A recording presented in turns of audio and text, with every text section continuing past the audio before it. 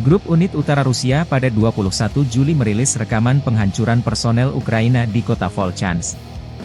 Rekaman tersebut menunjukkan serangan udara yang menargetkan tentara angkatan bersenjata Ukraina yang telah menerobos reruntuhan jembatan dan mencapai tepi kanan sungai Volchia.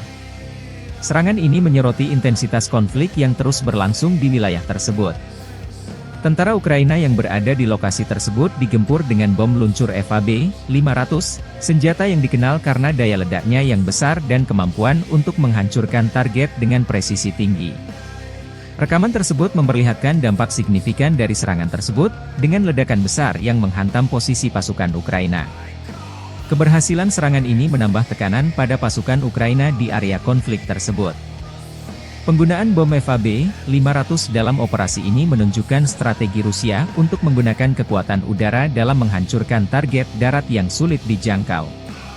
Konflik di wilayah Volchansk terus menunjukkan eskalasi, dengan kedua belah pihak berusaha menguasai area strategis.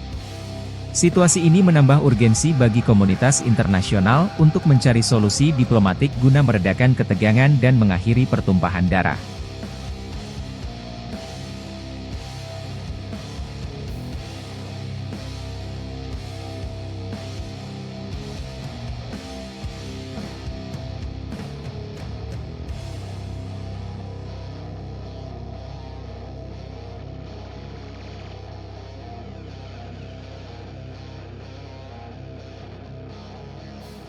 Download Tribun X sekarang, menghadirkan lokal menjadi Indonesia.